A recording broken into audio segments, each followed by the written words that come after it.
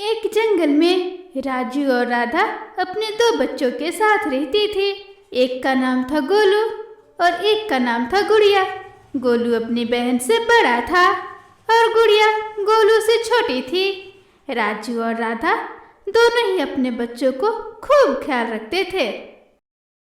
गोलू बेटा और गुड़िया बेटी, तुम दोनों मेरे साथ चलो, मैं तुम्हें दाना ढूंढना सिखाऊंगी।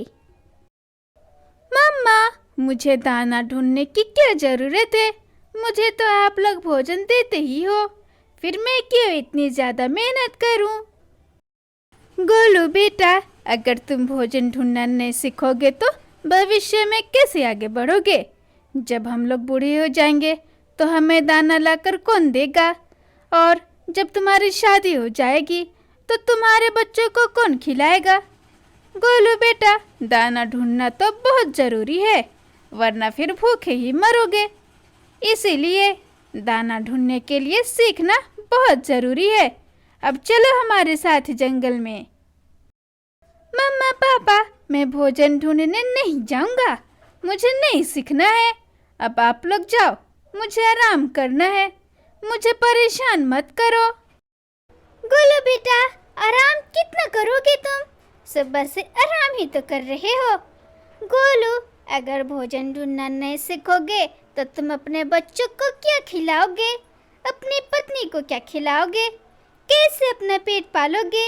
इसीलिए बेटा, अब चलो भोजन ढूंढना सीखो। मम्मा पापा, मैंने कहा ना, मैं नहीं जाऊंगा, नहीं जाऊंगा, नहीं जाऊंगा।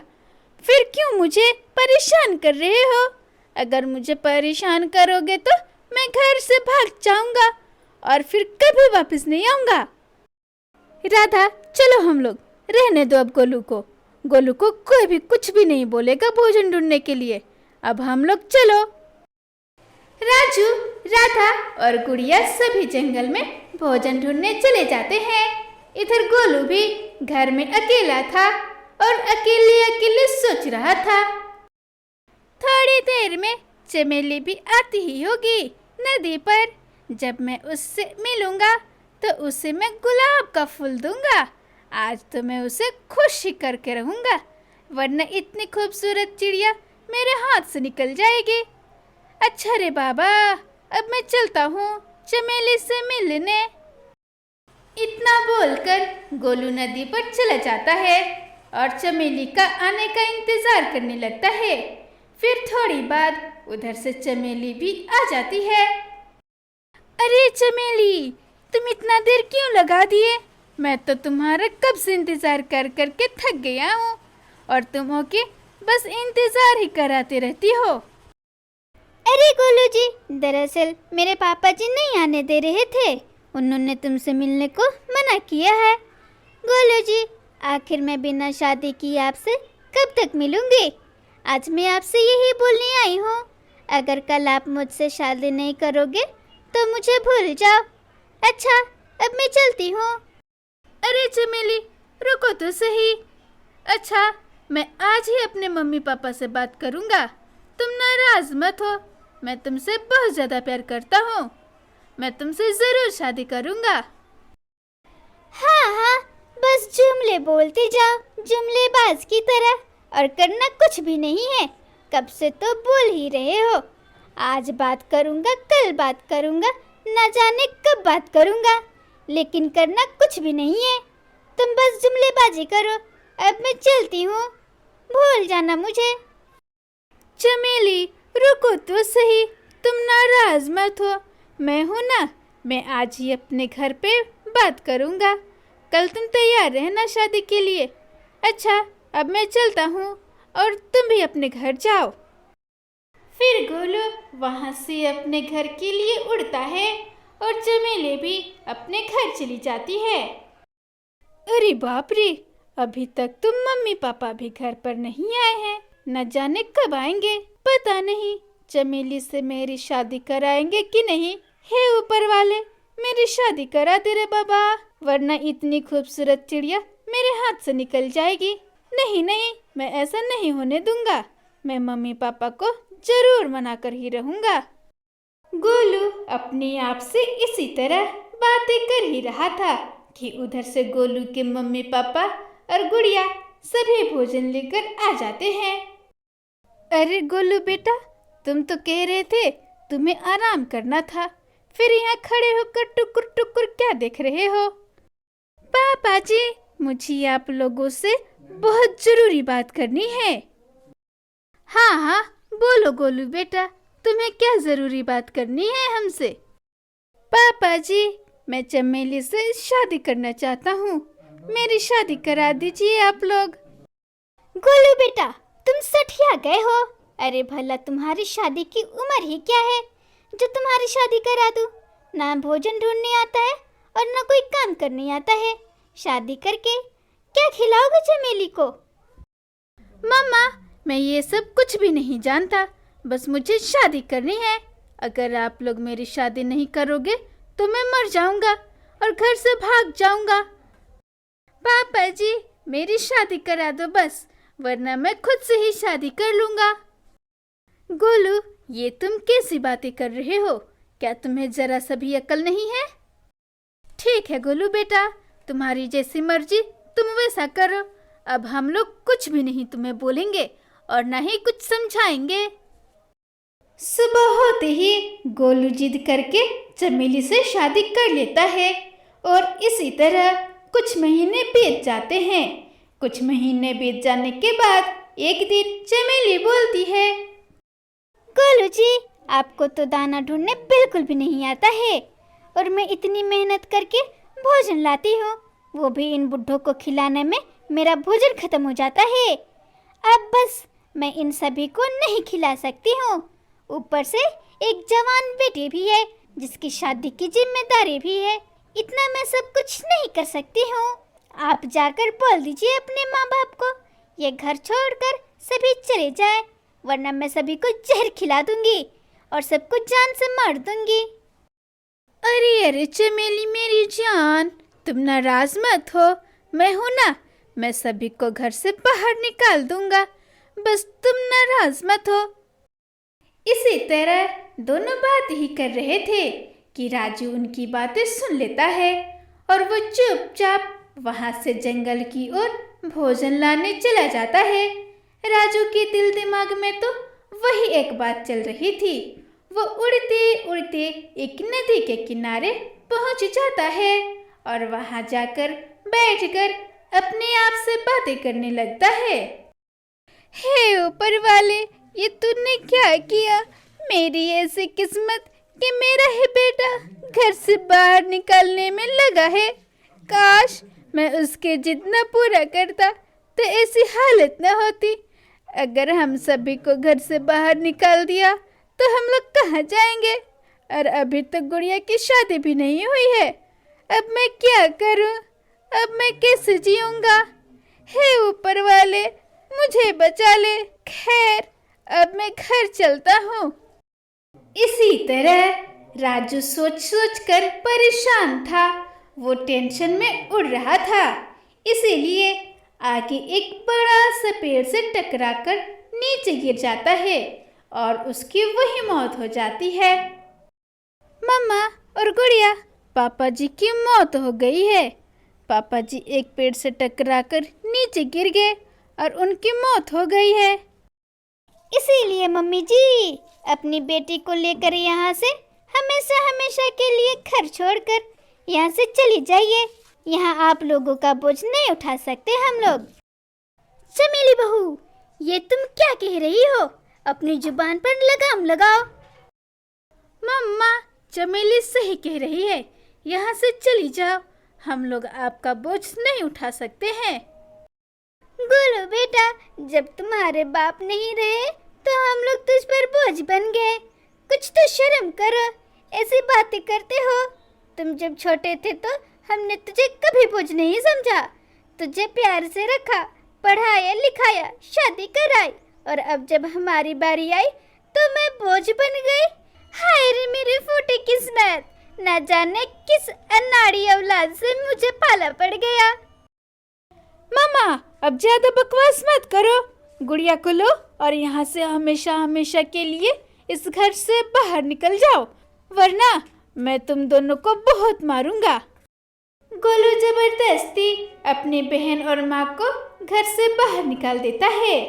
राधा भी अपनी बेटी गुड़िया को लेकर निकल जाती है और उड़ते उड़ते दूर किसी घने जंगल में चली जाती है और एक जगह पर बैठकर दोनों माँ बेटी रोने लगते हैं।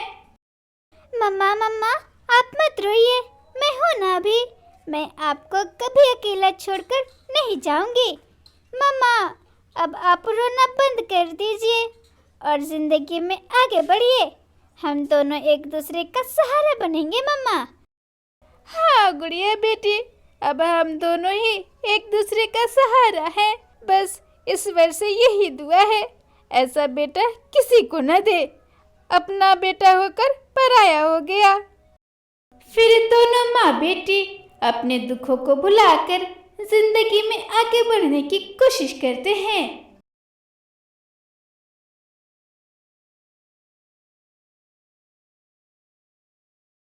एक जंगल में राधा अपने 2 बेटे और अपने पति राजू के साथ रहती थी।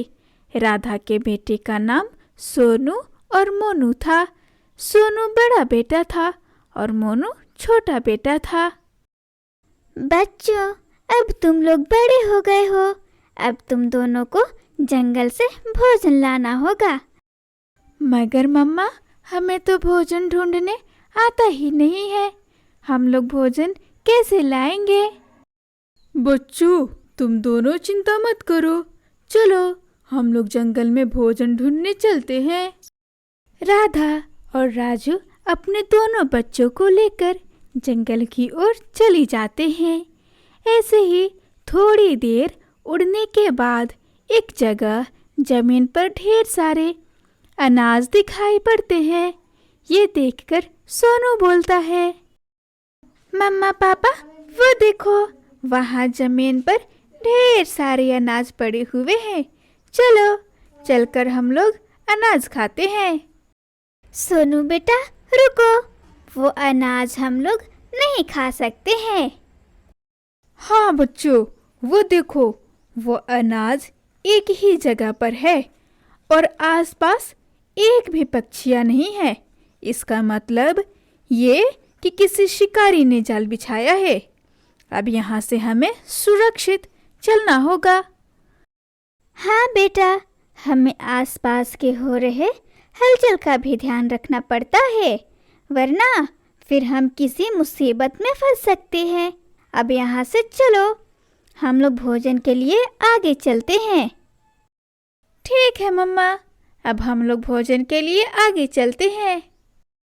फिर से सभी पक्षियाँ भोजन के लिए उड़ते हैं। उड़ते उड़ते वहाँ से फलों के बगीचा में चले जाते हैं।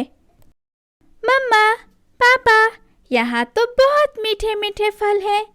चलो, यहाँ से ही हम सभी फल खाते हैं। सभी पक्षियाँ फल देखकर वहाँ तुरंत चले जाते हैं और फिर सभी पक्षियाँ मजे मजे से फल खाने लगते हैं। वाह वाह, क्या स्वादिष्ट फल है। आज तो मजा ही आ गया मम्मा। मैं कल फिर इसी बागीचा में आऊंगा फल खाने और यहीं से फल लेकर आऊंगा।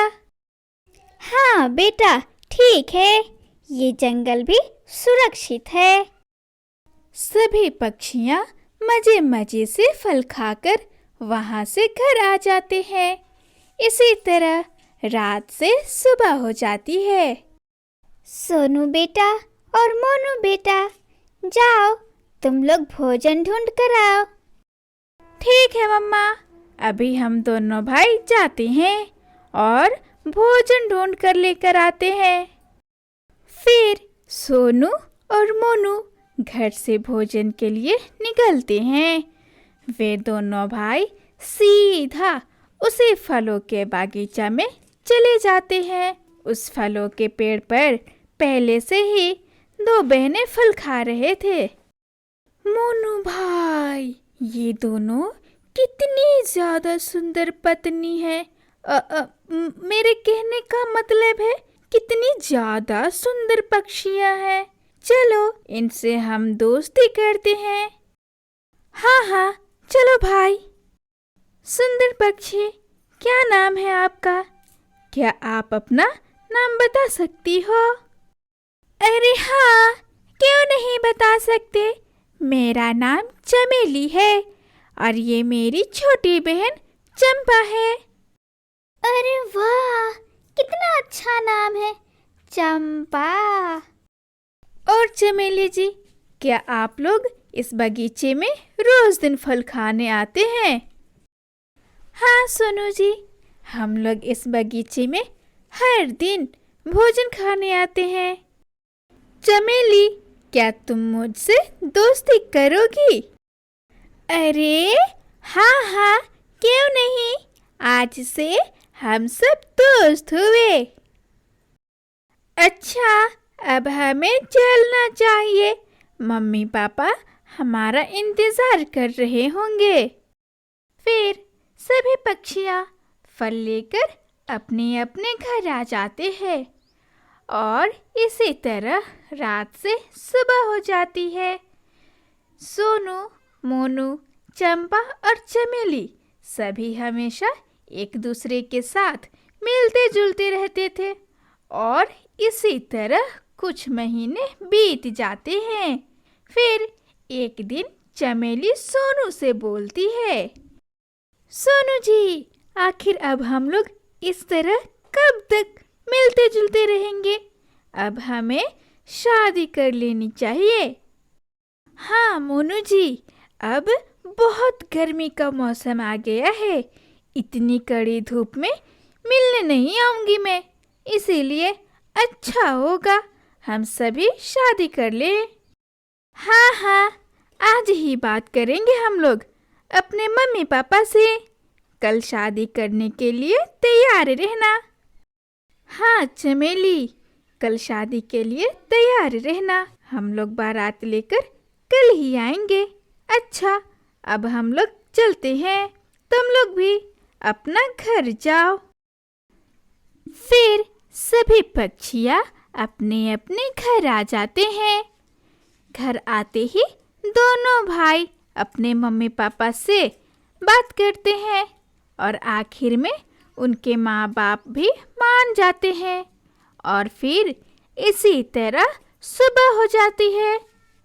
सुबह होते ही सोनू, मोनू अपने मम्मी पापा के साथ चमेली के घर शादी करने पहुंच जाते हैं। कुछ देर बाद खूब धूमधाम से शादी हो जाती है और फिर सभी पक्षियाँ अपने अपने घर चले जाते हैं। सोनू मोनू भी चंपा चमेली और अपने मम्मी पापा के साथ घर आ जाते हैं। इसी तरह कुछ महीने बीत गए। कुछ महीने बीत जाने के बाद चमेली और चंपा दोनों ही बहनें अंडा देती हैं।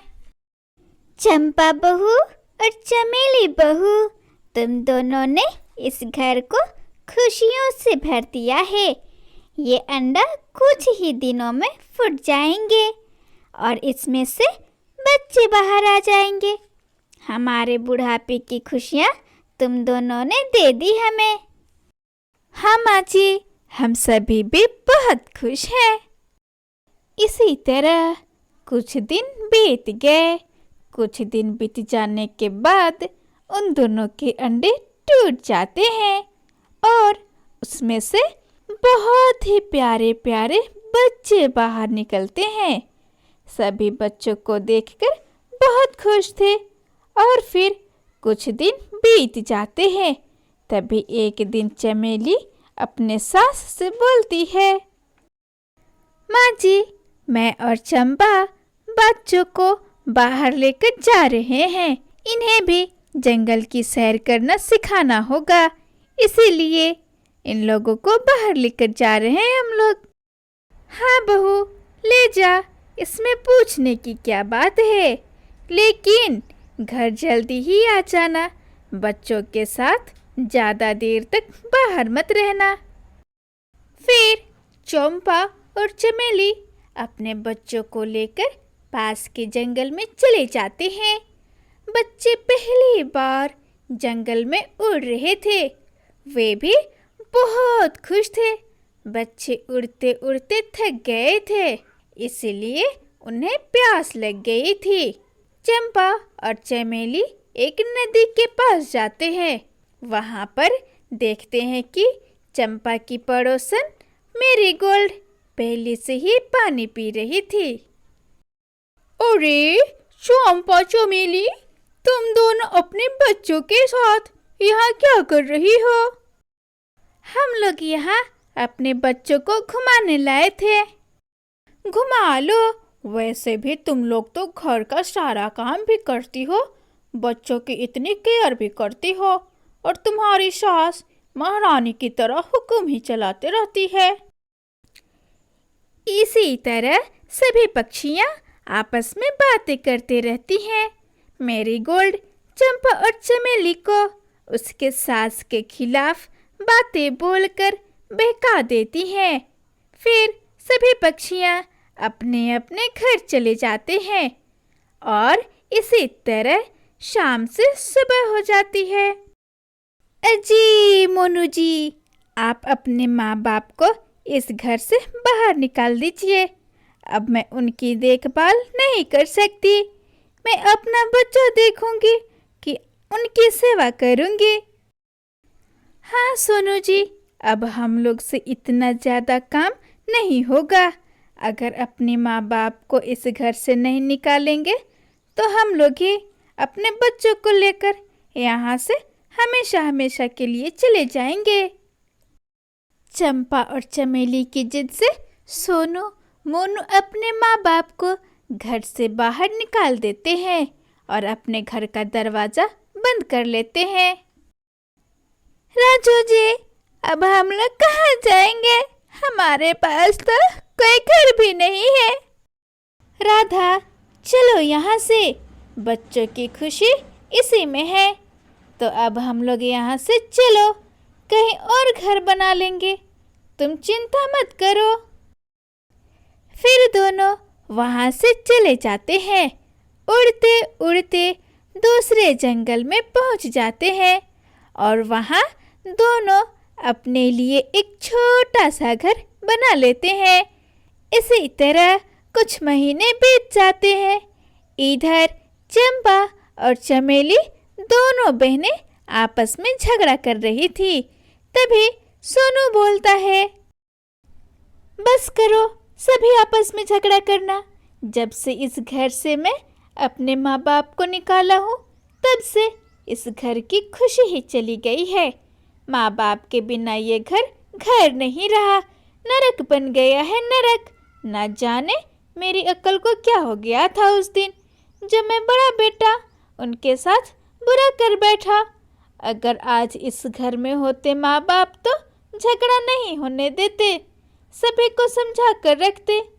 हाय, मेरी अक्ल को क्या हो गया था उस दिन, जब मैं अपने माँ बाप के साथ इतना जुल्म कर बैठा।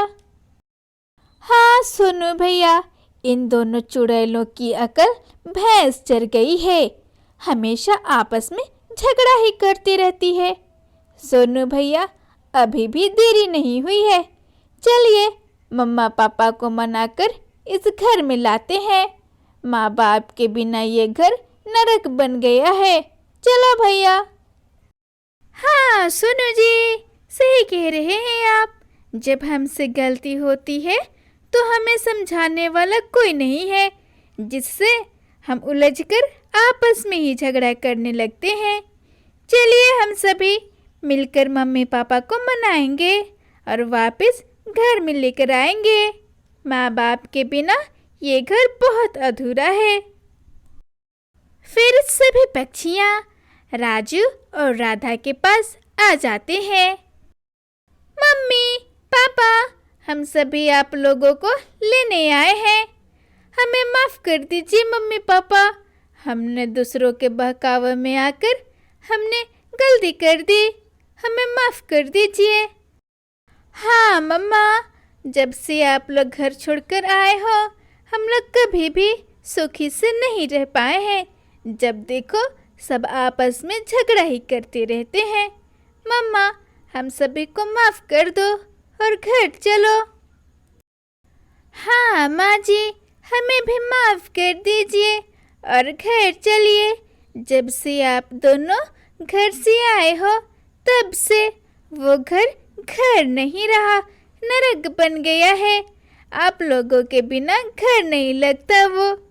मम्मी जी माफ कर दीजिए, हमने दूसरों की बातों में आकर आपके साथ गलत व्यवहार किया है, हमें माफ कर दीजिए। मम्मी जी मुझे भी माफ कर दीजिए, मुझसे भी बहुत बड़ी गलती हुई है। मुझे आप लोगों के साथ ऐसी व्यवहार नहीं करना चाहिए था, मुझे माफ कर दीजिए। बच्चों, हम लोग तो वैसे भी नाराज नहीं थे तुम लोग से, मगर गलती का एहसास हो गया, यही काफी है हमारे लिए।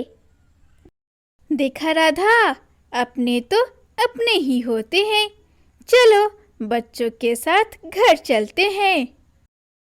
फिर सभी पक्षियाँ वहाँ से खुशी खुशी अपने घर आ जाते हैं और खुशी खुशी से सभी मिलजुल कर रहने लगते हैं।